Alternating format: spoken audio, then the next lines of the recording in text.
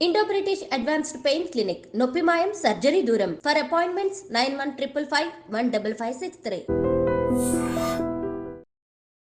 నమస్కారం, welcome to I dream. ధర్మ మార్గం విత్ విజిత కార్యక్రమానికి స్వాగతం.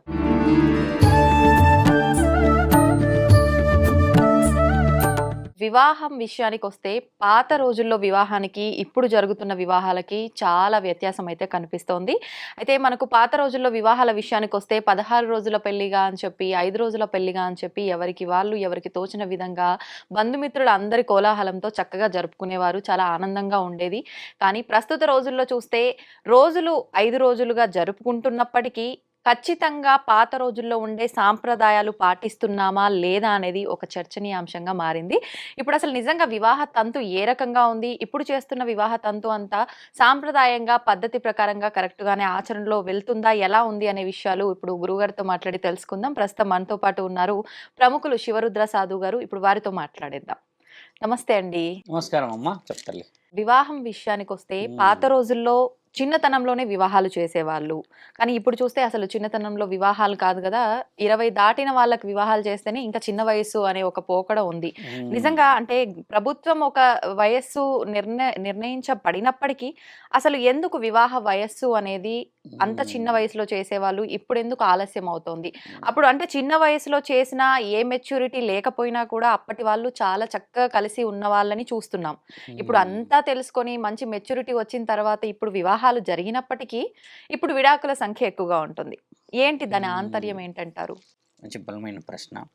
మనం ఎలా మాట్లాడచ్చు అంటే అమ్మా, యాక్చువల్లీ మీరు అన్న ప్రశ్నలో ఒక విషయం బలంగా ఏమనొచ్చు అంటే, యువత ఎక్కడ మిస్యూజ్ అవుతున్నారు. మీరు అడిగిన అంతరార్థం పెళ్లి విషయం వచ్చినప్పుడు ఇప్పుడున్న ఫుడ్ హ్యాబిట్స్ పక్కన పెడదాం. చాలామంది ఏమంటారంటే హై డైట్ వల్లనో లేకపోతే కొన్ని కంటామినేటెడ్గా తినడం చేతనో బాడీలో చేంజెస్ వస్తాయన్నాయి అని అంటున్నారు. అదొక 10% 20% అనుకుంటే, ద వే ఆఫ్ థింకింగ్, ఆ సెన్స్ బాగా పని చేయించేలా చేస్తున్నారు. అంటే నేత్రంతో ఆనందం, మొబైల్సే కానీ కంప్యూటర్సే కానీ ఏదైనా కూడా ఎవ్రీథింగ్ ఫైండ్ అవుట్ అవుతుంది. కానీ మనస్సాక్షి ఫైండ్ అవుట్ అవ్వట్లేదు. అందులో బాగా గుర్తుపెట్టుకోండి, ఒక ఆడపిల్ల మనస్సాక్షి అప్పట్లో 16వ ఏట మొదలయ్యేది. 16వ ఏటంగే ఆవిడ గారు ఇప్పుడు ఓనీల ఫంక్షన్ చేస్తున్నాం కదా, 13-12 సంవత్సరాలు అప్పుడు 16 ఇయర్స్కి అయ్యేవాళ్ళు. వాళ్ళు ఈ 16 సంవత్సరాలలో ఉన్నప్పుడే వారు ఇప్పుడు అనుకుంటున్న ఈ పెద్ద మనిషి కార్యక్రమాలే కానీ రజస్వల కార్యక్రమాలు కానీ 16వ సంవత్సరమే అయ్యేది. బాగా గమనించాల్సిన విషయం ఇది. ఇప్పుడు 13-12 కావడానికి గల మొట్టమొదట వెపన్ మీరు అన్నట్టుగా కళ్ళు అన్నీ కనబడిపోతున్నాయి కదా.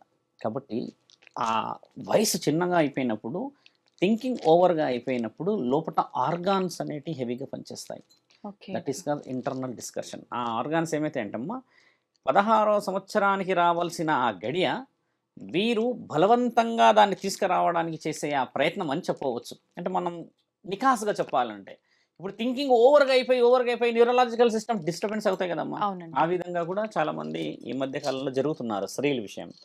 అయితే మీరు అన్నట్టుగా అమ్మ, 16వ సంవత్సరంలో అయిన ఆ అమ్మాయికి కరెక్ట్గా 11 రోజులు మనం మంగళ స్నానాలు చేయించడము, వడి నింపడము, తర్వాత మిగతా కార్యక్రమాలు చేస్తారు. మీకు తెలుసా అమ్మ, శాసన గ్రంథంలో ఒక చోట ఏమి రాసిందనంటే 16వ సంవత్సరంలో ఆడబిడ్డకి అంటే ఈ పెద్ద మనిషి కార్యక్రమం అయినప్పుడే బ్రహ్మ మరో రాత రాస్తాడు ఆవిడకి. అందుకని ఒడి నింపుతారు. ఒడి ఎందుకు నింపుతారు? ఒక ముత్తైదు కాదు ఆవిడ, అలానే ఒక ఘనకార్యాలు చేసిన ఒక స్త్రీ కాదు, చిన్న జీవితమే కదా. ఇప్పుడు మరో జీవితానికి ఏ విధంగా శరీరం సహకరిస్తుంది అనేది, ఒడి ఎలా నింపితే ఆవిడ జీవితం అలా ఉంటుంది అని అంటారు. ఇప్పటికి కూడా మీరు గమనించండి, ఒక ముత్తైదులతోనే ఒడి నింపిస్తారు, ఒక 2-3 పిల్లల్ని కన్న వాళ్ళతోనే ఒడి నింపిస్తారు, కొంచెం పెద్దగా కుటుంబాల్లో బాగా బతికి ఉన్న వాళ్ళతోనే ఒడి నింపిస్తారు. ఎవరు పడితే వాళ్ళు యూత్ వచ్చి నిల్చుంటా అంటే పెద్దవాళ్ళు కొంచెం గట్టిగా చెప్పి జరుపుతారు. దానికి ముఖ్యమైన ఉద్దేశం ఏంటంటే అమ్మా, ఒక స్త్రీ ఆ 11 రోజులు జరిగే ఆ రక్తస్రావం ఎంతటి బలంగా జరిగితే శరీరంలో ఉన్న మార్పులు అంత స్థితిని అనుభవించగలవు. ఎలా దాని అర్థం కూడా చాలా మందికి తెలియాలి. పండ్లు చూడండి, 11 రకాల పండ్లు పెడతారు, వంటలు 11 రకాలు పెడతారు, ఇంకా వాళ్ళు చేసే పిండి పదార్థాలు 11 రకాలు పెట్టి మేనమామలు మేనత్తల ద్వారానే ఆ కార్యక్రమం జరుగుతుంది. ఇదొక విషయం. రెండోది, పెద్దవాళ్ళు ఇలా ఆ అమ్మాయికి సంబంధించిన విషయాలు చేసేటప్పుడు ఏమో పెద్దవాళ్ళు ఉంటారు, కానీ శుభకార్యానికి అమ్మాయి విషయం వచ్చేసరికి ఏమో ఈ వరుసలో వస్తారమ్మా. ఇలా వచ్చినప్పుడు ఏం జరిగేదంటే ప్రకటన ఇచ్చినప్పుడు ఏం చేసేవాళ్ళంటే ఊరిలో ఉన్న పెద్ద మనుషులంతా వచ్చి ముఖ్యముగా ఈ అమ్మాయికి సంబంధించిన విషయం చూసేవాళ్ళు. ఎందుకు వేరే ఊరికి ప్రకటన పోయేది, అసలు వేరే ఊర్లోకి ఎందుకు ఈ అమ్మాయిని ఇచ్చేవాళ్ళంటే ఆ ఊర్లో ఉన్న వ్యక్తులైనా ఈ ఊర్లో ఉన్న వ్యక్తులైనా ఒక తంతు ద్వారానే పెళ్లి చేసుకోవాల్సిన కార్యక్రమం ఉండేది.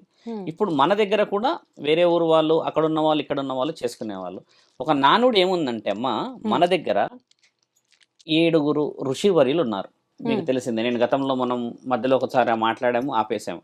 ఒక మునీశ్వరుడు ఏం చేశాడంటే అమ్మ, ఆయన గారు 15 మంది భార్యలను పెళ్లి చేసుకొని 15 మందికి ఒక్కొక్కళ్ళకి 10-12 మంది పిల్లలు అన్నా కూడా 150 మంది అవుతారు. అలా జరిగిన సందర్భంలో పెళ్లి అనే విషయం వచ్చేసరికి మన వాళ్ళలోనే మన వాళ్ళలోనే చేసుకోకూడదు, వరుస ఒకటే అని అన్న ఆ ఆలోచన వచ్చినప్పుడు వేరే ఊరి నుంచి తెచ్చుకుంటే గోత్రం కలవదన్న ప్రకటన కూడా ఇచ్చారు. మన దగ్గర 7 ఋషులలో మొదటి ఋషువు గారు చేశారన్నారు. ఆయన గారి పేరు మీకు అన్ని వివరణ మళ్ళీ చెప్తాను ఒకప్పుడు. అయితే ఈ ఆడపిల్లకి పెళ్లి సంబంధం వచ్చినప్పుడు, తీసుకొని వచ్చినప్పుడు వాళ్ళందరూ వచ్చి చేస్తున్న ఆ ప్రక్రియలో ఇప్పుడు ముఖ్యంగా తెలుసుకోవాల్సింది ఈ ఫేస్ అట్రాక్షన్. మీరు చర్మానికి సంబంధించింది కానీ, రక్తానికి సంబంధించింది కానీ 16వ ఏట 11 రోజులు కూర్చున్నప్పుడు హ్యూజ్గా డిఫరెన్స్ వస్తాయి. పింపుల్సే కానీ ఇంకేదైనా రావచ్చు చర్మం మీద. స్త్రీ గురించి మాట్లాడుతూ ఉన్నాం. అప్పుడు ఏం చేసేవాళ్ళంటే అమ్మ, ఈ అమ్మాయికి 11వ రోజు నుంచి మొదలు పెడితే 5 రోజులు ఖచ్చితంగా రాసేవాళ్ళు ఆ పసుపు. కేవలం పసుపే రాయకపోయేవారు, అందులో కళ్ళమంద వేసి రాసేవాళ్ళు. తర్వాత తేనె వేసేవాళ్ళు. ఇప్పుడు మనం అంటాం కదా నులుగు పిండి అని అంటారు కదా, ఇవి 4 కలిస్తే నులుగు పిండి అవుతుంది. అలా పెట్టి చేసే ఆ స్నానం చాలా పవిత్రంగా చేసినప్పుడు ఇక్కడ నుంచి ఈ ఫేస్లో ఈ ఇక్కడ పై వరకు ఒక మొటిమ కూడా ఉండకుండా కాంతివంతంగా ఉంటుంది. స్త్రీలు ముఖ్యంగా ఇప్పుడు కూడా చాలా మంది ఊర్లో చేస్తారు. అలా చేసిన స్త్రీని ఈవిడ పెళ్లి కూతురు అని గుర్తుపట్టేవాళ్ళు. ఈ 5 రోజులు ఏం చేస్తారు స్వామి? సహజంగా మీరు చెప్పిన దాన్ని బట్టి ఈ 11 రోజుల కార్యక్రమం అయిపోయిన తర్వాత 11 రోజుల కార్యక్రమం అయిపోయి మంగళ స్నానాలు అయిపోయి ఇప్పుడు ఓనీ ఫంక్షన్స్ అంటాం కదమ్మా, అది అయిపోయిన తర్వాత ఇక పెళ్లి కార్యక్రమం ఆ 12వ రోజు నుంచి మొదలు. అంటే 5 రోజులకి అప్పటి నుంచి మంగళ స్నానాలు చేయించడానికి ఈ పసుపు కుంకుమలు వాడడం వల్ల ఆవిడ చర్మాన్ని కాపాడడానికి మాత్రమే వాడేవాళ్ళు దీన్ని. మళ్ళీ ముఖ్యంగా ఇది కొంచెం డీప్గా వెళ్ళి చెప్తే 16 సంవత్సరాల ఒక స్త్రీ జీవితం మొత్తం తెలుసుకునేలా పెద్ద మనుషులు కూర్చొని కొన్ని వివరణ చెప్పేవాళ్ళు. ఏం వివరణ చెప్పేవాళ్ళు తెలుసా అమ్మ? 5 పతివతల గురించి చెప్పేవాళ్ళు. ఎందుకంటే ఇవిడ పెళ్లి చేస్తున్నారు, కొత్త జీవితం, ఒక పురుషుడు కొత్తగా మన జీవితంలోకి వస్తున్నాడు, బాధ్యతలు ఏ విధంగా మోయాలి, బరువు బాధ్యతలు ఏ విధంగా తీసుకోవాలని వీళ్ళు ఘనమైన చరిత్ర కలిగిన వాళ్ళ గురించి చెప్పేవాళ్ళు. మన దగ్గర ఏంటంటమ్మా కొన్ని వేల మంది ఉన్నారు మహాపతివతలు, కానీ 5 విషయాలే ఎందుకు మాట్లాడతారు అన్న విషయం మనం మాట్లాడతామా. వాళ్ళు దేవాది దేవతలని కూడా గెలిచి రుజువు చేయబడ్డ మహాపతివతలు వాళ్ళు. ఒక మహాపతివత లక్షణాలు ఏమి అని చాలా మంది అడుగుతారు కదమ్మా. అడిగినప్పుడు ఏంటంటే చాలా మంది ఏం చెప్తారంటే ఈ విధంగా రెస్పెక్ట్ ఇవ్వాలి, అత్త మామని గౌరవించాలి, వంట నేర్చుకోవాలి, అలకాలి, ఇంకేదేదో చెప్తారు కదా. యాక్చువల్లీ అది కాదు. ఒక పతివత లక్షణం ఏంటంటే అమ్మ, మొదటి స్థితిని తీసుకున్న వాళ్ళు మన దగ్గర సతీ సావిత్రి గారు. ఆవిడే మొదటి స్థానంలో కొన్ని వందల సంవత్సరాల నుంచి ఆవిడే ఉన్నారు. ఈ సతీ సావిత్రి గారు చేసిన మొట్టమొదటి కార్యక్రమం ఏంటంటే అమ్మ, ఆవిడ ఎంతటి మహాపతివత అంటే లక్ష్మీమాత సరస్వతి మాత ఇద్దరు కలిసి నేనంటే గొప్ప నీవంటే గొప్ప అన్న ఒక సందర్భం ఏర్పడినప్పుడు బ్రహ్మదేవుడు వస్తాడు. అలా కాదు, మీరు అలా తప్పు పట్టదు, దేవాది దేవతలే మీ ఇద్దరు నేనంటే అంటే మరి చాలా తప్పు కదా, మీకంటే గొప్ప వ్యక్తి ఒక ఆవిడ ఉంది, ఆవిడ గురించి చెప్తాము అని అంటారు. అలా చెప్తాము అని అన్న సందర్భం వచ్చినప్పుడు వీళ్ళందరూ ముగ్గురు కలిసమ్మ ఒక మగవాడి రూపాన్ని వేసుకుంటారు. వీళ్ళు ముగ్గురు మగవారి వేషంలో భిక్షాటనకి వెళ్తారమ్మా. అక్కడికి ఆ భిక్షాటనకి వెళ్ళి సహజంగా అయితే సాధువులు వచ్చినప్పుడు కానీ ఎవరైనా వచ్చినప్పుడు భిక్ష వేయాలి కదా, వేసినప్పుడు వాళ్ళు ఏదైనా కోరుకుంటే ఆ కోరికని మనం తీర్చాలి. అంటే ముఖ్యంగా ఈ వేసే వంటలో ఈ వంట కార్యక్రమంలో నేను కొంచెం వెనక్కి వస్తాను. మొదటి స్థానంలో అనసూయాదేవి ఉంటారమ్మా. ఆత్రేయ మహర్షి యొక్క భార్య ఆవిడ. ఆత్రేయుడు అంటే మీకు తెలుసు, 7 మహర్షులలో 2వ వాడు ఆయన. ఆయన గారు ఏం చేశారంటే ఈవిడకి చెప్పేది ఒకటే, నేను భిక్ష చేసుకొని వస్తే మన జీవితం నడుస్తుంది అంతే. ఆయన గారు ఒక ఋషి. ఎవరైనా పెడితే తినడమే తప్పితే ఈయనకంటూ ఏది లేదు. కానీ ఆయన దేవాది దేవతలని పిలవగలడు కిందికి భూమండలానికి. అంత శక్తి ఉన్నవాడు ఏం చేయాలి? ఒక భవనం కట్టుకోవడమా, రాజ్యాన్ని నిర్మించుకోవడమా చేయొచ్చు. ఈ అనసూయామాత ఏం చేస్తుందంటే అమ్మ, ఆవిడకున్న శక్తి ఎలాంటిదంటే బ్రహ్మని పిలిస్తే బ్రహ్మ మరో క్షణంలో వచ్చేసేయాలి అక్కడికి. అంతటి మహాపతివత. అంటే ఎవరైతే గురువులు ఉంటారో గురువులనే గెలవగలిగిన ఒక మహాపతివత. కాబట్టి ఈ ముగ్గురు బ్రహ్మ, లక్ష్మీమాత, సరస్వతి మాత ముగ్గురు ఏం చేస్తారంటే గొప్ప గొప్ప అని ఇద్దరు అనుకుంటున్నప్పుడు ఈ ఆడవాళ్ళ మధ్యలో ఒక మానవ శరీరాన్ని ఎత్తిన స్త్రీ దేవతలను సైతం గెలవగలిగే ఒక మహాశక్తి స్వరూపురాలు ఉంది. ఆవిడ మహాపతివత రూపంలో ఉంటుంది, మీకు నేను చూపిస్తాను అని చెప్తే ముగ్గురు కలిసి మగవాడి రూపం వేసి ఆ ఇంటికి భిక్షకి వెళ్తారమ్మా. వెళ్ళినప్పుడు బ్రహ్మ ఏం అడుగుతారంటే, మీరు మాకు భిక్ష వేసే సమయంలో మీ ఒంటి మీద దుస్తులు ఉండకూడదు, మాకు ఆ విధంగానే భిక్ష వేయాలి అంటాడు. ఆ క్వశ్చన్ చాలా లాజిక్గా అడుగుతాడు ఆయన. ఎందుకంటే రుజువు చేయాలి కదా, ఈవిడ తెలివైనదా తెలివి లేనిదా లేకపోతే భిక్ష వేసేది ఎలా అన్న రుజువు కోసం అడిగినప్పుడు నా తల్లి ఆవిడ ఏం చేస్తుందంటే లోపలికి వెళ్ళి ఆ భిక్ష తీసుకొని వచ్చే సమయంలో ఒక కళ్ళు మూసుకొని ఆ భిక్ష చేతి పెట్టి వీరి ముగ్గురిని 3 సంవత్సరాల బాలుల్లాగా మార్చేస్తుంది. ఆ భిక్ష అడిగే సమయానికి ఈవిడ భిక్ష తీసుకొని రాగానే వాళ్ళు చూస్తారు భిక్ష వచ్చిందని. అప్పుడు ఈవిడేం చేయాలి? దుస్తులు అయితే తీసేయాలి కదా. అప్పుడు ఏం చేస్తుంది? ఆ ముగ్గురిని చిన్న బాలుల్లాగా చేసేసి ఆ కింద వాళ్ళు అలా ఉంటారు ఉన్నప్పుడు ముగ్గురు చేతుల్లో పండు పెడుతుంది. పెట్టేసేసి ఈవిడేం చేస్తుంది? ఆ దుస్తులు తీసేసి పెట్టేస్తుంది. పెట్టేసిన తర్వాత దుస్తులన్నీ వేసుకున్నాక వాళ్ళని మళ్ళీ పెద్దవాళ్ళని చేసేస్తుంది. ఇదంతా మహానీయులు చూస్తూనే ఉంటారు కదా ఏం జరుగుతుంది. జ్ఞానశక్తి అయితే ఉంటుంది కదా, ఆ రుజువు చేయబడ్డది. అప్పుడు వాళ్ళు ఏం అడుగుతారంటే, మీరు ఇంత స్థితిని అనుభవిస్తున్నారు కదా, మేము మీకు ఏదైనా చెయ్యాలన్న ఒక దృక్పథంతో వచ్చాము అని అంటే ఆవిడ అడిగిన మాట ఏం తెలుసా అమ్మ, నా భర్త పవిత్రంగా చేసే ధర్మ కార్యక్రమం చేస్తే చాలు, మీరు ఇలాంటి పరీక్షలు నన్ను పెట్టి అవమానపరచకండి. ఆత్రేయుడనంటే సప్తమహా ఋషులలో 2వ స్థానాన్ని గెలిచిన మహానీయుడు ఆయన. ఆత్రి మహాముని అంటాడు ఆయన్ని. ఆత్రమహాము ఆయన 2వ వాడు. అలాంటి స్థితిగతుల్లో ఉన్న నేను రాజభోగాలతోనే ఉన్నా. ఎందుకంటే నా భర్తే నాకు రాజభోగం. ఆయన దగ్గర నేనున్నా. ఆయన ఎన్నో విధాలుగా పాఠాలు చెప్పడమా, గుణగానాలు నేర్పించడమా, ఋషి పరంపర ఇవ్వడమా అనేది ఆయన చేతిలో ఉంది. ఉన్న గుడిసెలో నేను తృప్తిగా ఉన్నాను అంటారు తల్లి. ఇప్పుడు ఇలా అన్న తర్వాత 2వ స్థానంలో ఉన్నది ఎవరు తెలుసా అమ్మ? చాలా మందికి సుపరిచిత ఆవిడ, పాండవుల భార్య. ఇప్పుడు ద్రౌపది విషయం ఎలా స్ట్రాంగ్ వచ్చిందంటే మన వాళ్ళని అడిగే క్వశ్చన్ చాలా భయానకంగా ఉంటుంది. ద్రౌపది 5గురిని చేసుకుంది, అలా ఎలా ఆవిడ పతివత అయింది? ఈ క్వశ్చన్ చాలా లాజిక్ గా మాట్లాడితే అమ్మ, ద్రౌపది అమ్మ ఒక జన్మలో పెళ్లి కాని వయసు, అంటే 20 ఏళ్ళు 25 ఏళ్ళు అయినా పెళ్లి కాదు అని మహాశివుడిని తపస్సు చేస్తుంది ఆవిడ. తపస్సు చేసి చేసి చేసి చేసి శివుడు ప్రత్యక్షమవుతాడు. చెప్పండి ఈ విషయం ఏమిటమ్మా అని అన్నప్పుడు, నాకు పెళ్లి కావాలి, నాకు పెళ్లి కావాలి, నాకు పెళ్లి కావాలి, నాకు పెళ్లి కావాలి అని ఇదే అడుగుతుంది. 5 సార్లు అంటది ఆవిడ. తండ్రి ఒక్కసారి కళ్ళు ఇలా తెరిచి, బహుముచ్చటగా అవుతుంది నీ పెళ్లి వచ్చే జన్మలో అని చెప్పి వెళ్తాడు. ఆ 5 సార్లు అడిగినప్పుడు తండ్రి తదాస్తు అన్నాడు కాబట్టి ఈ జన్మలో 5గురిని పొందుతుంది ఆవిడ. అది కూడా పొందే విషయం మనకు తెలిసిందే. ఒక రాజ్యానికి సంబంధించిన విషయంలో స్వయంవర ప్రకటనలో అర్జునుడు వెళ్ళి తీసుకొని వచ్చిన తర్వాత తల్లి ఏమంటుంది, కుంతిమాత పంచుకోండి అని అన్నప్పుడు గౌరవార్థంగా ఆవిడ సంసారానికి సంబంధించిన విషయాలు వివరణలు అన్ని తీసుకుపోతుంది. ఇక్కడ చాలా మంది తెలుసుకోవాల్సింది, ఆవిడ మహాపతివత ఎలా అయిందని ఇప్పుడు కూడా అడుగుతామ్మా. ఆవిడ ఒకరి విషయాన్ని ఒకరికి ఎప్పటికీ చెప్పలేదు. ఆవిడ ఒక కుటుంబంలో ఉన్న 5గురు దగ్గర ఉన్న ఆ జీవితాన్ని ఏ రోజు కూడా బహిర్గతం చేయలేదు. ఆవిడకున్న నియమం కూడా అదే. ఇప్పుడు మనమే పురుషులం అడుగుతాం, ఏదైనా ఫంక్షన్ పోతే ఫంక్షన్ ఎలా జరిగిందని అంటాం కదా. అలాంటిది 5గురిని పెళ్లి చేసుకున్నప్పుడు మరి ఆ ఇల్లు ఎలా ఉందని అడగడం సహజమైన మాటే. కానీ అలాంటి విషయాన్ని కూడా అత్త మాటకి గౌరవాన్ని ఇచ్చి ఆవిడ 5గురితోని జీవితాన్ని చాలా బలంగా చూసి అంత పెద్ద యుద్ధాన్ని, మనం చేసిన మహాభారత యుద్ధంలో ముఖ్యమైన పాత్ర ఆవిడది.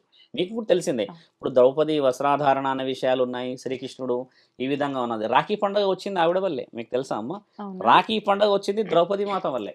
ఎవరికి తెలియదు అది. రాఖీకి బట్ట ఎందుకు కడతారు తల్లి? ఇక్కడ మనం క్లాతే కడతాం. యాక్చువల్లీ ఈ స్టైల్ రాఖీలు కావు మన దగ్గర ఉండేటి, ఈ క్లాత్ తోనే ఉండేది ఒకప్పుడు. ఆ క్లాత్ తోని చేసి దాన్ని మెరవడమా ఇంకేది చేయడం ఒకటి. తండ్రి యుద్ధ సన్నాహాలు చేస్తున్నప్పుడు శ్రీకృష్ణుడు నేర్పిస్తున్నప్పుడు ఈ అమ్మ ఒక్కసారి చూసి తండ్రి ఇది ఇక్కడ వేలు తగ్గుతుంది, వేలు తెగగానే తండ్రి చాలా బాధపడతాడు. సడన్ గా వచ్చేసి చీర చింపింది, రక్తం కారుతూ ఉంటే ఆ నొప్పిని చూసి కట్టేసింది ఒక స్త్రీ ఎంతటి ఆలోచనలో ఉంటుంది కదా అని చెప్పి తండ్రి ఏం చేస్తాడు, ఆమెకు మాటిస్తాడు, నువ్వు కట్టిన ఈ చిన్న నులుగు పోగు ఉమ్, ఒకరోజు నిన్ను కాపాడే స్థితి వచ్చినప్పుడు నన్ను దాటి ఎవరు రారు అని చెప్తాడు. అదే ఆ వస్త్రంలో తండ్రి ఇలా నించొని వేస్తాడు. ఆ ఉమ్, మాట ఇచ్చినప్పుడు ఆవిడ నీ జూదంలో ఏదో విషయం జరిగినప్పుడు అవును. తక్కువ అంచనా వేస్తారు కదా. ఉమ్, అలా పుట్టినది మన రాఖీ పండుగ. నేను చెప్పి పెట్టాను గతంలో. ఉమ్, ఆవిడ అయిపోయిన తర్వాత అమ్మ ఇప్పుడు మూడో స్థితిలో ఉన్నది ఎవరు తెలుసా తల్లి? ఉమ్, చాలా మందికి తెలుసు. సతీ సావిత్రి అంటే వట సావిత్రి వ్రతం అని మీరు ఆడవాళ్ళు చేస్తారు, గుర్తుందమ్మా? నార్త్ సైడ్ లో వట తెలీదండి. అంటారు దాన్ని. మన దగ్గర అయితే సతీ సావిత్రి వ్రతం అని చెప్పి చాలా మంది చేస్తారు. స్త్రీ ఉహు, ఈ సౌభాగ్యవతులు చేస్తారు. ఓకే. ఈవిడ గారు చేసిన ఘనకార్యాలకి ఆవిడకు వచ్చిన బిరుదు అది. ఉమ్, ఈ నార్త్ సైడ్ ఎక్కువ పాటిస్తారు. మన దగ్గర ఈ సావిత్రమ్మకు సంబంధించిన విషయాలు తక్కువ అవును. శాతంగా ఉంటాయి. ఈ సావిత్రమ్మకు సంబంధించింది ఏం జరిగింది గొప్ప? ఉమ్, బాగా గమనించి ఆలోచించాలి. ఈ సావిత్రమ్మ ఎవరు అసలు? ఉమ్, అరుంధతి మాత రెండో జన్మల సావిత్రి అనమాట. ఆహా, మొదట అరుంధతి మాత ఏం చేశారు మీకు తెలిసిందే, నేను గతంలో చెప్పాను. ఆ అరుంధతి నక్షత్రాన్ని చూయిస్తారు, నక్షత్రం అవును.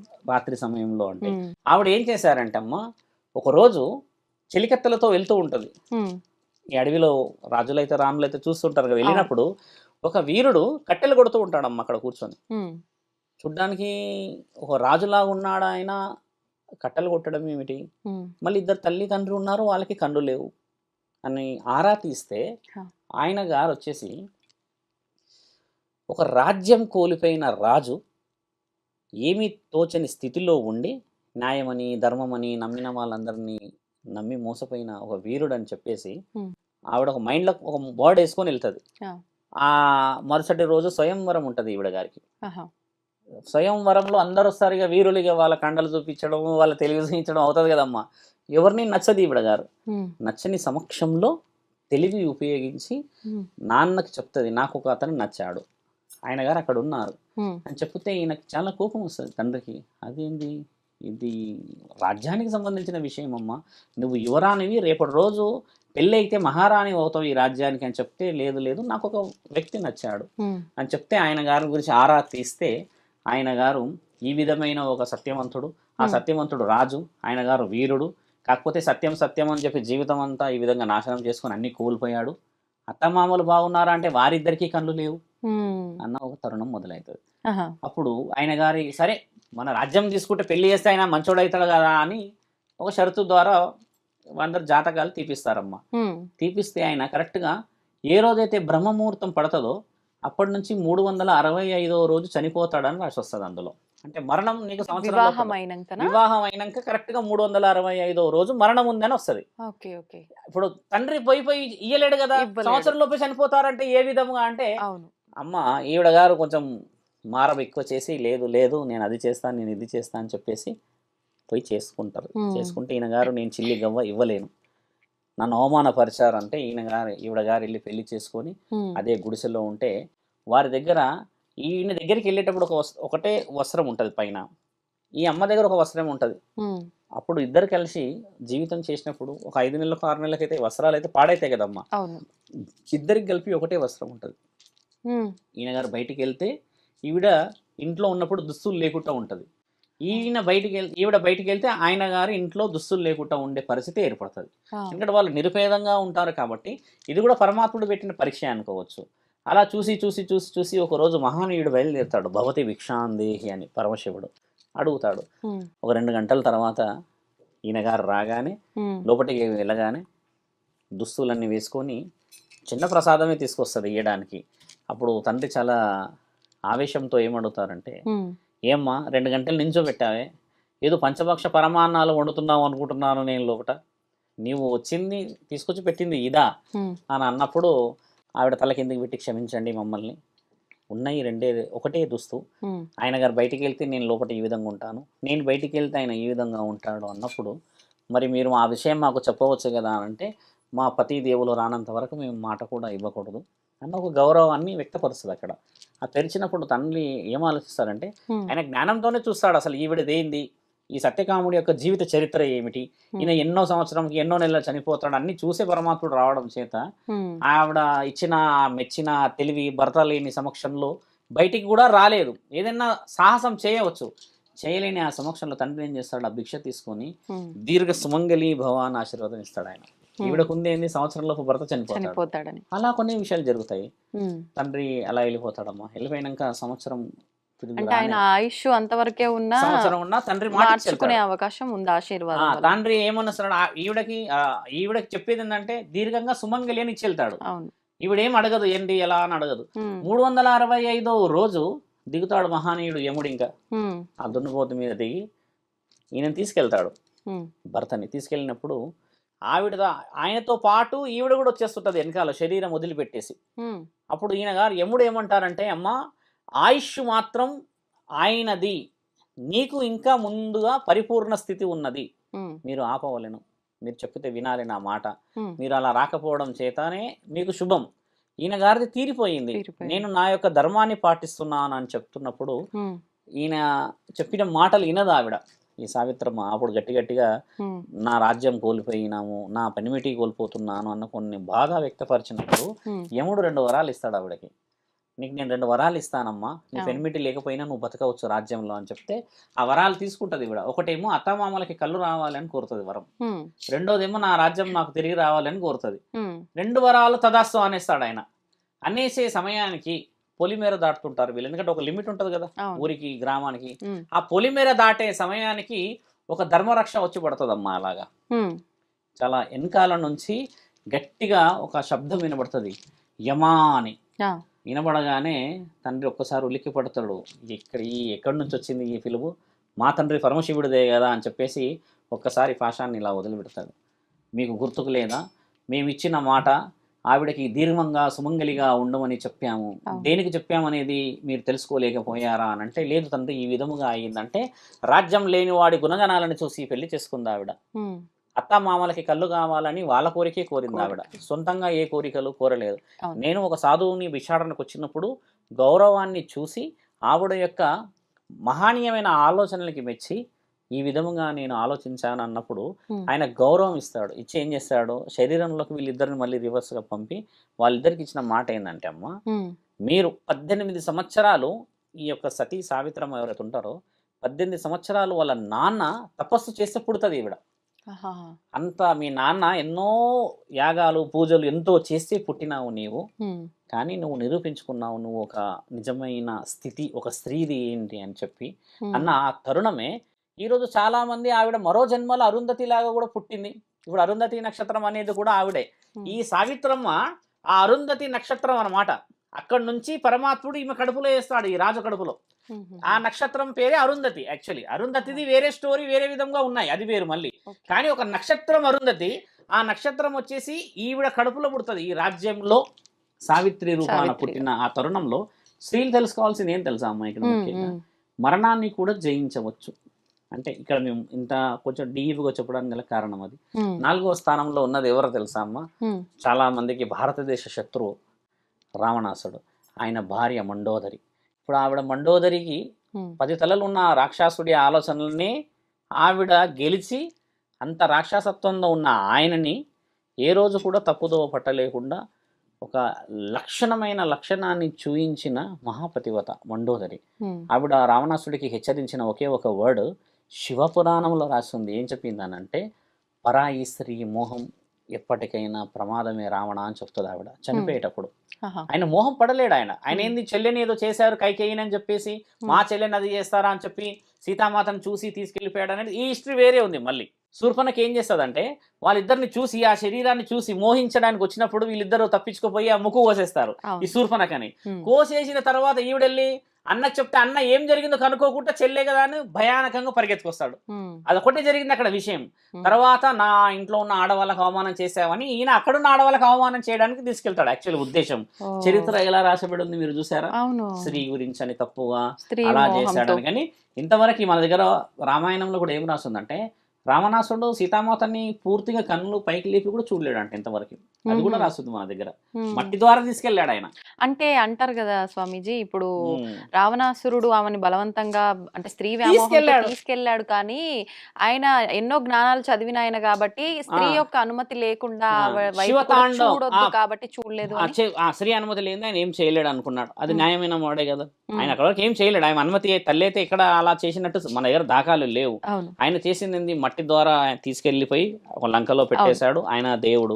ఇప్పుడు శివతాండవం రాసింది రావణాసుడే కదమ్మా. ఉమ్. ఈరోజు మీరు మేము అందరం వింటున్న పాట ఆయన గారు రాసిందే అది. ఆహాహా. ఆయన శివ ధనస్సు విజయధనస్సు పొందిన వీరుడు ఆయన. ఉమ్, ఆ విజయధనస్సుని ఆయనకి ఇచ్చిన వాళ్ళు జమదాగ్ని. ఉమ్, జమదాగ్ని అంటే ఎవరు తెలుసా తల్లి? ఉమ్, పరశురాముడి తండ్రి. ఇలా ఆహా. కొన్ని హిస్టరీస్ ఉన్నాయి. ఒకసారి శివధనస్సు విజయధనస్సు ఒకసారి వరంలో వస్తే ఉమ్, వాళ్ళకి విజయమే ప్రాప్తి, అంటే న్యాయంగా వదిలేయాలి. కానీ రావణాసుడు అన్యాయంగా ఉండేసరికి ఉమ్, మన రాముడి యొక్క బ్రహ్మాస్త్రం ఆయన మీద పనిచేసింది. బ్రహ్మ కంటే శివుడి యొక్క విజయధనస్సు చాలా గొప్పది. అలాంటిది శివుడి యొక్క విజయధనస్సే ఎన్నికి తగ్గిందంటే రావణాసుడు ఎక్కడున్నాడు? తప్పులో ఉన్నాడు. ఉమ్, తప్పుల్లో ఉండడం చేత బ్రహ్మాస్త్రం ఆయన మీద పనిచేసింది. అంటే ఇక్కడ ధర్మాన్ని గురించని. ఓకే. అలా ఉన్న ఆ మాటలో చూసుకుంటే కొంచెం డీప్గా ఎందుకు చెప్తున్నా అంటే అమ్మ, ఉమ్, ఒక స్త్రీకి ఇవన్నీ ఇంత డీప్గా స్టోరీస్ చెప్పేవాళ్ళు మన దగ్గర, ఇంత స్టోరీలు చెప్పేవాళ్ళు ఉన్నారా ఈ రోజుల్లో? లేదండి. ఇప్పుడు ఛానల్లో కూర్చున్నాం తల్లి, చెప్తున్నాము, నీవు నేను మాట్లాడుకుంటున్నాము. ఉమ్, విషయ వివరణలు ఎంతమంది వింటారు ఇక్కడ? ఆ. ఎవరు వినరు. వినరు. 5గురు పతివతల గురించి మాట్లాడితేనే మన ఒళ్ళు ఈ విధంగా ముందుకు పోతాయమ్మా. ఉమ్, ఇప్పుడు అక్కడ ఉండి శరీరం అంతా లోకమంతా చూయిస్తున్న ఆడవాళ్ళకి ఏం చెప్పాలి మనం? పసుపు రాసుకొని ఒళ్ళంతా నీళ్ళతో తడుపుకొని అక్కడ శరీరాన్ని చూయించి that off to very near క్లోజ్గా తీసే వీడియోస్తోని ఉమ్, కెమెరా వాళ్ళు చూస్తారు. వచ్చిన వాళ్ళకి పెద్ద స్క్రీన్ వేస్తాం మనం, ఆ స్క్రీన్లో ఉన్న వాళ్ళు చూస్తారు, అన్నీ చూస్తారు. ఇది నేను ఎందుకు చెప్తున్నా అంటే అమ్మ, హల్దీ ఫంక్షన్ గురించి అని. ఉమ్, ఒక స్త్రీకి ఇవన్నీ చెప్పేటప్పుడు కనివాడేవాడే శ్రీరాముడిలా కనబడతాడు. ఉమ్, ఇక్కడ అది చెప్పటం అక్కడ ముఖ్య ఉద్దేశం అది. అక్కడ వచ్చేవాడు కామానికి మొదటి వ్యక్తి, వచ్చేవాడు మనసుకి మొదటి వ్యక్తి, ఉమ్, వచ్చేవాడు ఆమె ఊహకి మొదటి వ్యక్తి, వచ్చేవాడు కనబడే ప్రత్యక్ష దేవుడు. ఉమ్. ఇన్ని చెప్పేవాళ్ళు. పురుషుడికి ఏం చెప్పేవాళ్ళు మరి? ఇప్పుడు మనం స్త్రీ గురించి మాట్లాడాం. చెప్తారా పురుషుడికి ఏం పురుషులకు కూడా? చెప్పేవాళ్ళు తెలుసా అమ్మ? ఉమ్, శివపురాణములో ఒకటి రాయబడి ఉంది, చాలా మంది దీన్ని వినాల్సిన సమయం అనుకోండి. శివుడు బహు ఉత్తమముగా తల్లిని పెళ్లి చేసుకుంటాడు, పార్వతీమాతని. ఆయనది పెళ్లియే చాలా చాలా చాలా 108 పేజీలు ఉంది. అంటే ఎలా వచ్చాడు, ఎలా పోయాడు, ఏ విధంగా మెప్పించుకున్నాడు అత్తా మామలని, ఏ విధంగా గెలిచాడు అన్న తరుణం రాసి ఉంటుందమ్మా. ఉమ్, ఉమ్, అయితే శివుడి యొక్క వేషాధారణ శివుడి అత్తకు నచ్చదు, అస్సలు ఇష్టపడదు. ఎక్కడి నుంచి వచ్చింది ఈ దేశ దిమ్మరి, ఒళ్ళంతా ఇది రాసుకొని ఇక్కడ ఒకటి ఆయుధాలు పెట్టుకొని, ఉమ్, ఇక్కడ చందమామ మెడలో పాము పెట్టుకొని నీకెట్లా నచ్చిండు అని చెప్పి పార్వతీమాతతో ప్రతిరోజు గొడవ.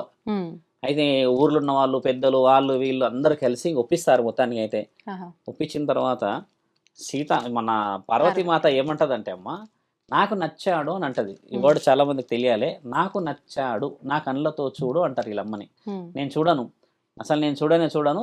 ఆయన ఒకవేళ మన ఇంటికి నిన్ను తీసుకోవడానికి వస్తే ఒక రాజులాగా రావాలి, ఆయన ఒక అలంకరణతో రావాలి, ఒక బంగారము వజ్రాలు వైడూర్యాలతో దుస్తులు, ఒక వీరుడులాగా వస్తేనే నేను అది చేస్తా అన్నప్పుడు నారదుడు వెళ్ళి ఆ విషయం చెప్తాడు తండ్రికి కైలాసంలో.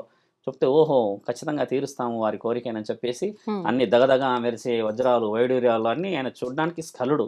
ఎటు చూసినా ఇంకా శివుడే కనబడేటట్టుగా మెరుస్తూ వస్తుంటాడు ఆయన. వెండి కొండల వాడు ఎలా వస్తాడు అలా వస్తూ ఉన్నప్పుడు ఊర్లో ఉన్న వాళ్ళందరూ అబ్బబ్బబ్బా ఎంత అందగాడు శివుడు, ఇంత అందాన్ని మనం అది చేసామే అని అనుకుంటుంటారు కదా తల్లి. ఆయన అలా అలా అలా మొత్తానికి అయితే పందిరికి వస్తాడు. పందిరికి రాగానే అమ్మ శివుడిది ఇది తండ్రిది కాబట్టి చెప్తున్నా, వీళ్ళ ఎవరైతే ఉన్నారో అత్తకి భిక్షం అడుకునే వాళ్ళ కనబడతాడు ఆయన.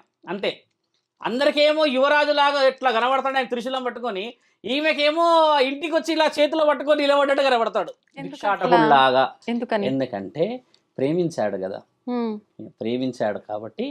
ప్రేమని చాలా మంది ఈరోజు తల్లిదండ్రులు అల్లుడు ఎంత గొప్పవాడైనా తక్కువ చూస్తారు, ఎందుకంటే వీళ్ళకి ఇష్టం ఉండదు కదా. దాని ఉదాహరణ రాసున్నది అందులో శివపురాణంలో. అందరికీ కనబడిన మహానీయుడు ఈవిడకి మాత్రమే భిక్షాటకుడిలాగా ఎందుకు కనబడతాడనంటే, నేను నీకు కాదు నచ్చినది నీ కూతురి కళ్ళతో నన్ను చూస్తే నేను యువరాజునా మహారాజునా లేకపోతే ఏ రాజునో కనబడతానంటే అత్తకి ఇష్టం ఉండదు. ఇప్పుడున్న కరెంట్ జనరేషన్ మాట చెప్తే, అరేంజ్ మ్యారేజ్లో వచ్చే అల్లుడు రాగానే ఇంటికి ఈ అత్త ఈ మామకి కాళ్ళు వంపుతాయి.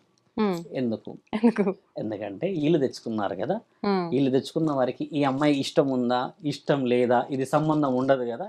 కాబట్టి గవర్నమెంట్ జాబు, నల్లగున్నాడా ఎట్లున్నాడా ఇవన్నీ ఏదో చూసేదైతే పెళ్లి చేస్తారు కదా. ఆ పెళ్లికి ఉన్న విలువ ఏంటంటే అమ్మాయి మనసు చూడకపోవడం. అక్కడ మహానీయుడు చూసింది మనస్సు, ఆ మనసులో ఈవిడ కొలువై ఉన్నది, అదే అర్ధనారీశ్వరి తత్వం కదా. ఆ అత్త చూడలేకపోయింది, ఎందుకంటే ఆయన ఇష్టపడి వచ్చాడు కదా అమ్మాయిని. ఈ వర్షన్ చెప్తారు. ఇప్పుడున్న దాంట్లో ఎందుకు అల్లుడికి అంత రెస్పెక్ట్ ఇస్తారనంటే, ఎక్కడ కాదంటాడు, మేము తెచ్చాముగా. ఒకవేళ ఆయన నచ్చినుంటే మేము కాదన్నా వద్దన్నా ఆవిడని తీసుకొని వెళ్ళిపోతాడుగా. ఇంత డీప్ డిస్కషన్ మన యూత్ మర్చిపోయింది ఇక్కడ. Hmm. ఇది చెప్పాల్సిన అవసరం శివపురాణం ఎవరికి చెప్తుండే? Hmm. ఈయన గారికి చెప్పేవాళ్ళు. నాయన ఈ విధంగా చేసుకున్నాడు శివుడు, ఈ విధంగా కాపాడబడ్డది మన సంస్కృతి అని చెప్పేవాళ్ళు. శ్రీరాముడి చరిత్ర చెప్పేవాళ్ళు. శ్రీరాముడి చరిత్ర ఎలా చెప్పేవాళ్ళు తెలుసా అమ్మ? ఇల్లు, తండ్రి మాట, అన్నదమ్ముల స్థితి, రాజ్యంలో ఉన్న భోగాల గురించి చెప్పేవాళ్ళు. ఆయన ఎప్పుడు అన్నదమ్ములని వదలలేడు కదా. తండ్రి ఒక మాట అనక ముందుకే రాజ్యాన్ని వదిలిపెట్టి 14 సంవత్సరాలు వెళ్ళిపోయాడు కదా.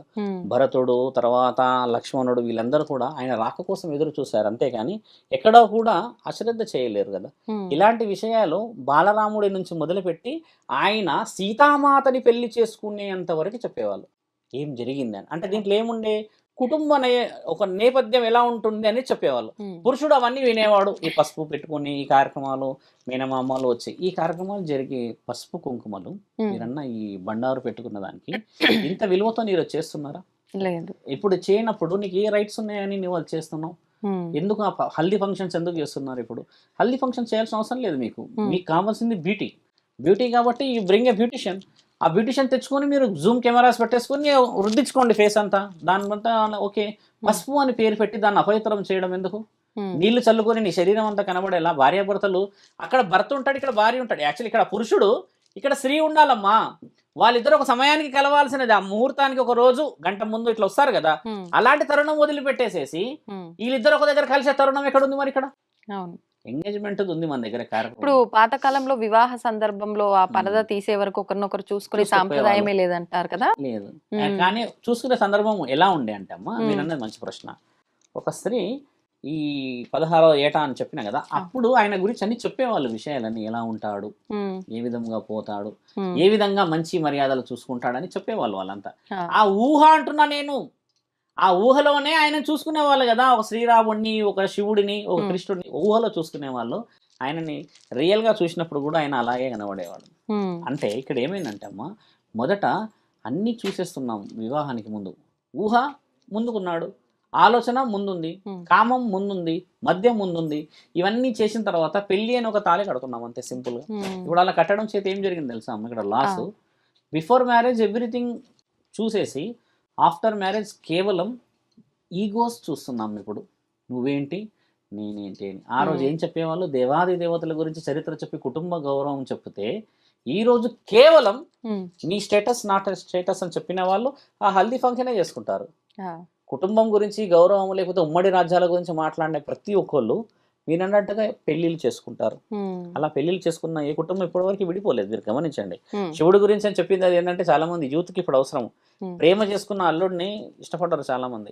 ఇప్పుడు ఎన్ని ఈగోలున్నా శాస్త్ర ప్రకారంగా చేయాల్సిన ప్రతి ఒక్కటి చేస్తున్నారు కదా. తంతు చేస్తున్నారు శాస్త్ర ప్రకారంగా. జీలకర్ర బెల్లం ఎందుకు పెడతారు తెలుసా? మీకు తెలుసా? ఒకసారి జీలకర్ర బెల్లం మనం కలిపి చూస్తే విడగొట్టిన మునగాడు లేడు ఇంతవరకు.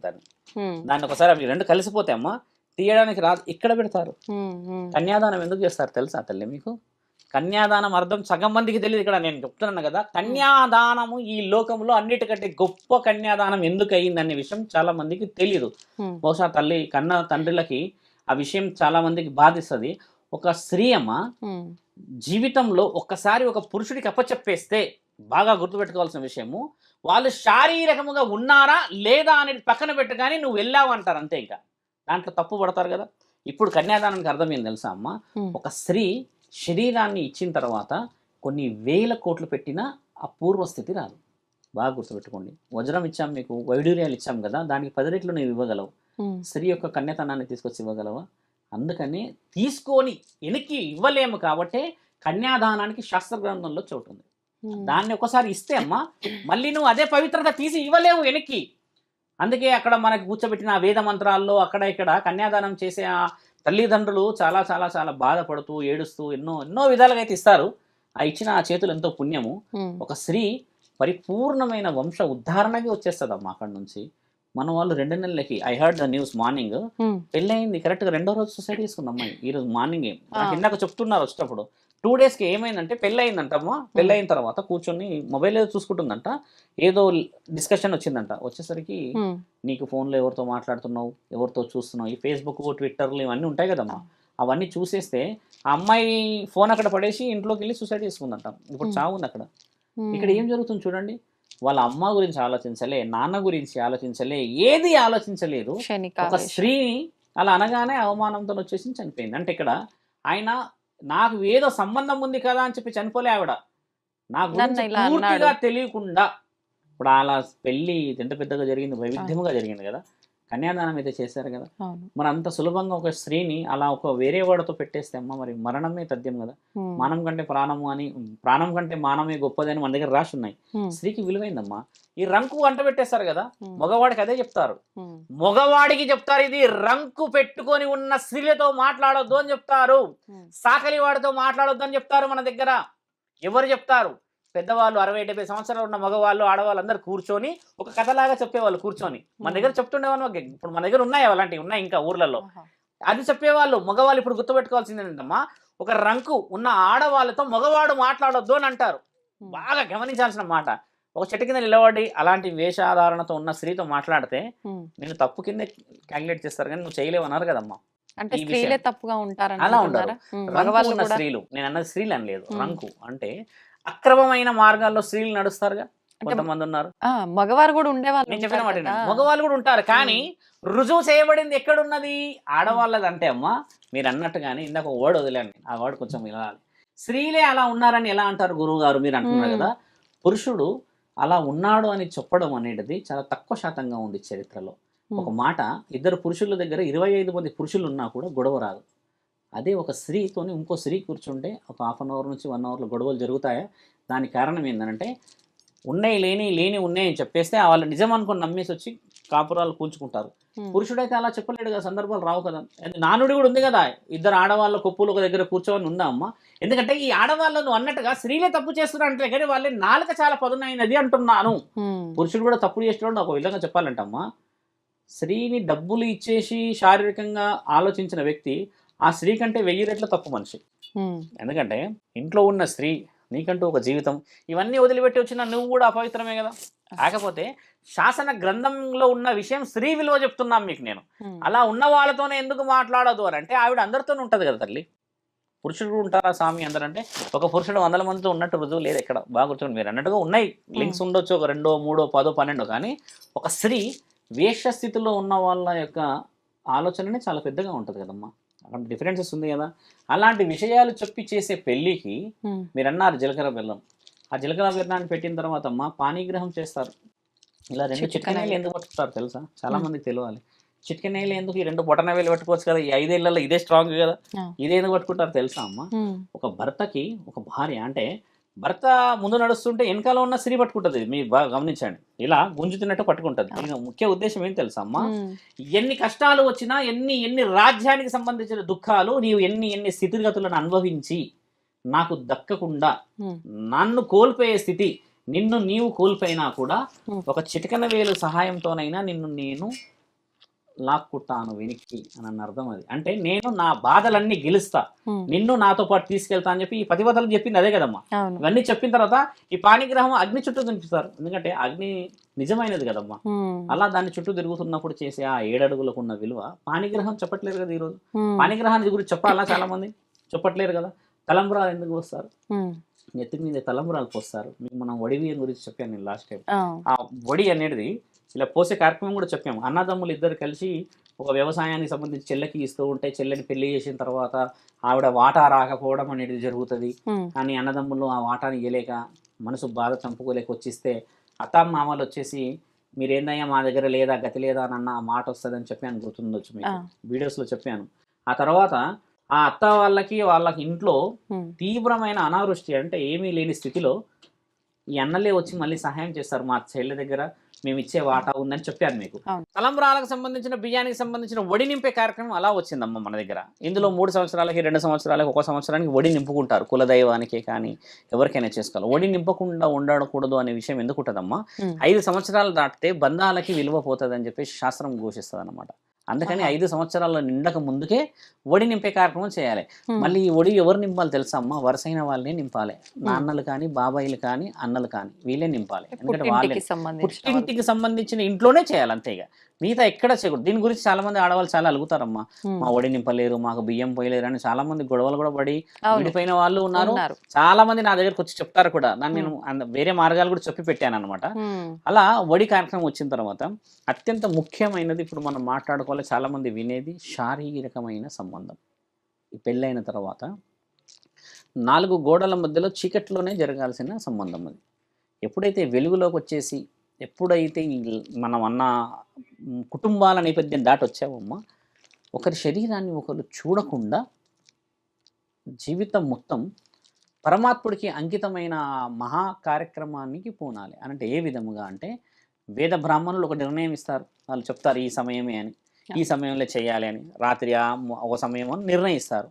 ఇవన్నీ రాత్రి సమయంలో పెట్టడానికి గల కారణం ఏంటంటమ్మా, పూర్తిగా ఒకరిని ఒకరు చూసుకోకూడదు అనేది రాసి ఉంది. చూసుకోవడం చేత ఏమైతే తెలుసా అమ్మ, పురుషుడు, మీరు ఇందాక వర్డ్ యూజ్ చేశారు, ఆ వర్డ్ మనం దీనికి లింక్ చేసి చెప్తే, పురుషుడి కంటికి హద్దు ఉండదు తల్లి.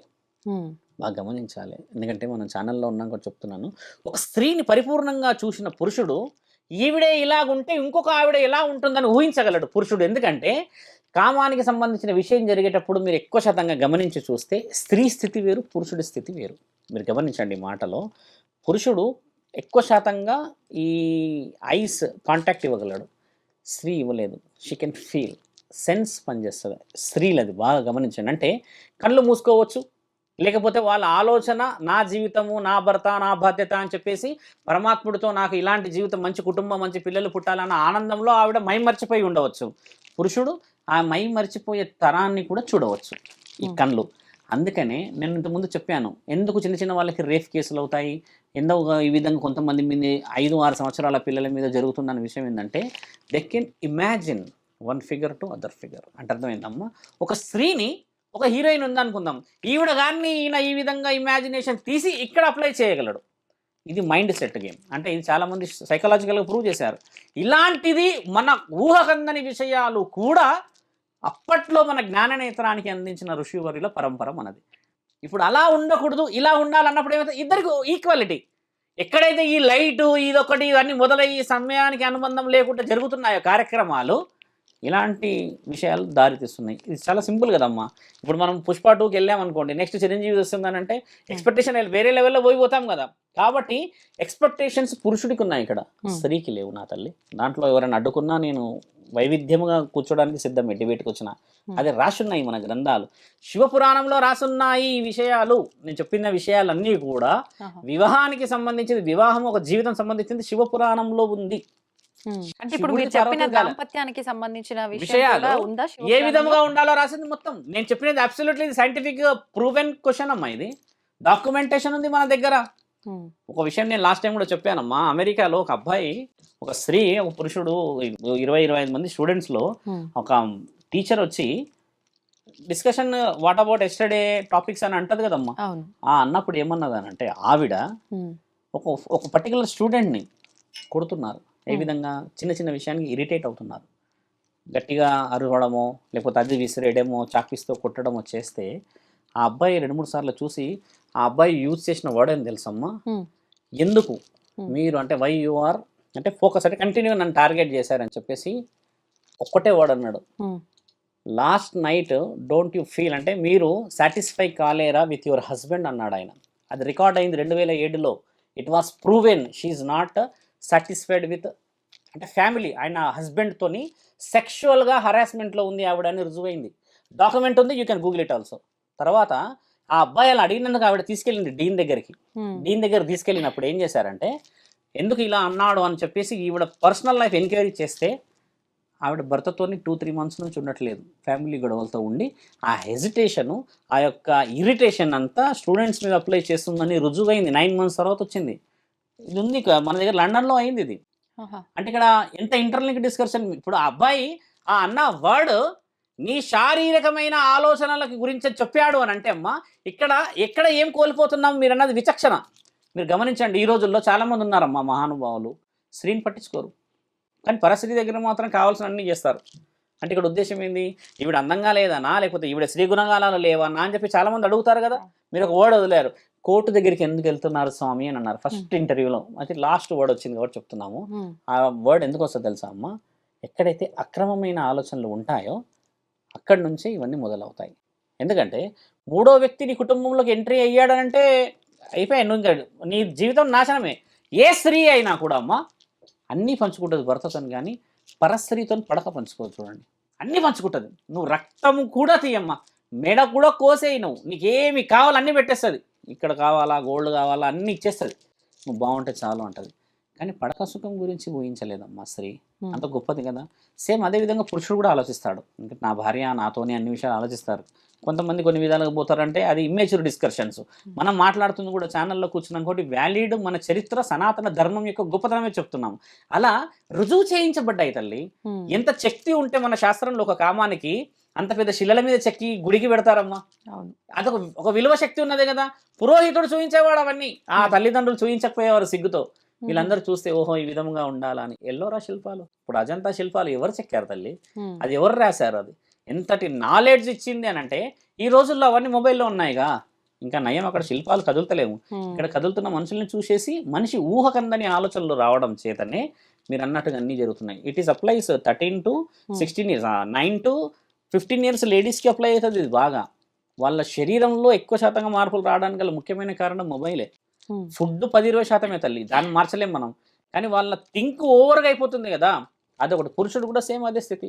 16 సంవత్సరాలకు పెళ్లి చేస్తే అమ్మ 26-20 సంవత్సరాల వరకే, 25-26 వరకే 5-6 మంది పిల్లలు గనేసేది. ఆవిడ బాధ్యతలన్నీ ఇప్పుడు ఏముండేటి? కుటుంబమే. ఇప్పుడు 26-27 ఏళ్ళకి పెళ్లి చేసుకున్న వాళ్ళందరికీ ఏముంటుందంటే అమ్మ, మీరు అన్నట్టుగా ఎడ్యుకేషన్ బాగా అయిపోయి, ఫైనాన్స్ ఒకటి, ఈఎంఐస్ అన్ని ఉండేసి నువ్వెంత ఆఫ్టర్ ఆల్ అంటారు. ఆఫ్టర్ ఆల్ అన్న వర్డ్ రాకుండా ఉండడానికి నేను ఆ రోజు అన్ని విధాలుగా పెళ్లి చేసేవాళ్ళు కదా. అంత తరుణంలో ఈ హెల్దీ హెల్దీ హెల్దీ అని అంటున్నారు కదా, ఈ హెల్దీ లేదు ఇక్కడ. ఇప్పుడు నేను చెప్పినదంటే ఇక్కడ హెల్దీ కనబడిందా మీకు? లేదు. శాస్త్రానికి శరీరానికి సౌందర్యవతిలాగా ఉండాలని చెప్పేసి ఆ పెళ్లి పందిరిలో ఎవరు అంటే ఆవిడ పెళ్లి కూతురని కనబడేలాగా ఆ అందం చందం కనబడే ఆ పసుపుకున్న విలువ కనబడేది. ఈ రోజుల్లో చూస్తున్నాం ఆ పెళ్లి కూతురు ఎవరు అని చెప్పేసి గుర్తుపట్టడానికి రావట్లేదు. అప్పుడు పసుపు పెట్టినప్పుడు ఆ కాంతి వేరే ఉండేది. ఇప్పుడు కొంతమంది పసుపు రాసుకొని వెళ్తే ఆ ఫంక్షన్స్లో ఈవిడని విచిత్రంగా చూస్తారు అందరూ. ఈవిడేందో మొత్తం రాసుకొని పోలేరమ్మలా వచ్చిందని చెప్పేసి. తప్పు దోవలో ఎవరున్నారంటే అమ్మ మన ఆలోచన. ఈ పసుపు రాయడానికి గల శరీరం చాలా బాగుంటుంది. ఇప్పుడు మన దగ్గర కాస్మెటిక్స్ ఎక్కువ వాడుతున్నారు. ఒకళ్ళు ఇప్పుడు ఫెయిర్ అండ్ లవ్లీ వాళ్ళు నా మీద కేసు వేయచ్చు. మీరు ఒకసారి ఫెయిర్ అండ్ లవ్లీ వాడి ఎవరైనా ఎర్రగైన వాళ్ళని చూసారు ఇంతవరకు? మీరే చెప్పాలి, నేను చెప్పాను, నేను మాట్లాడను. ఫెయిర్ అండ్ లవ్లీ వాడి ఇంతవరకు ఎవడు ఎర్రగాలేడు. అయినా fair and lovely first advertisement in TV. ఇలా 4 కాంతులు వస్తాయి, 1 2 3 4 5కి టక్కున మెరుస్తుంది ఆవిడ. అలా మెరిసిన వాళ్ళు ఎవరు లేరే రియల్గా. కాకపోతే కాస్మెటిక్స్ కున్న నాలెడ్జ్ అది. ఆయుర్వేదిక్ ఉన్న నాలెడ్జ్ చూసావా? 5 రోజులు పెట్టుకోగానే ఎంత అందంగా అవుతారు ఆడవాళ్ళు. అంటే ఆ కాంతి వస్తుంది కదమ్మా. కాబట్టి ఏంటంటే ఇదంతా ఒక రకంగా మళ్ళీ మనమే చర్మానికి ఇంజెక్షన్స్ ఇచ్చేసి ఆ టాబ్లెట్స్ వేసుకొని గ్లో రావాలని వెళ్తాం. అసలైన కాంతి తల్లి గర్భంలోనే వస్తుందమ్మా. అంతకు మించి స్పెషల్గా ఎక్కడి నుంచి ఏది రాదు. ఇక పంచభూతాల్లో నువ్వు తిరగాల్సిందే. నువ్వు దయ్యంలాగైనా ఇందులో తిరగాలి. కాబట్టి ఇంత జీవితం ప్రక్రియ మన పెళ్ళి అనేది వదిలిపెట్టేసమ్మా చిన్న చిన్నగా ఇంత వల్గర్గా దిగుతున్నారు కదా. కొంతమంది అరుస్తున్నారు, అదేంది అలా ఉన్నారు ఇలా ఉన్నారంటే, పెళ్ళైనాక ఒక భార్యని భర్త ఎటన్నా తీసుకెళ్తే మార్కెట్కి ఎవరన్నా ఊరసూపుతో చూస్తేనే పెద్ద గొడవలు చేస్తాం. పెళ్లి చేసుకున్న అమ్మాయిని కెమెరాల ముందు ఎలా నిలబెట్టగలిగారు? కెమెరాల వెంట పెట్టి ఒళ్ళంతా నీళ్లు పోసేసి ఆయన ఇంకేదో చేసి అదేదో చేసి ఒక్కసారి ఆలోచించి ఇక్కడ గుచ్చుకోవట్లేదా? అలా ఎంత ఇప్పుడు మనమే ఆలోచిస్తాం. హక్కు పక్కన ఎవరైనా చూస్తేనే ఎంత కోపం వస్తుంది మనకి. కెమెరా ఆయన చూస్తున్నావు, అక్కడ చూడు ఇక్కడ చూడు అంటమా లేదా? అలాంటిది నువ్వే పిలిచి ఆహ్వానిస్తున్నావే.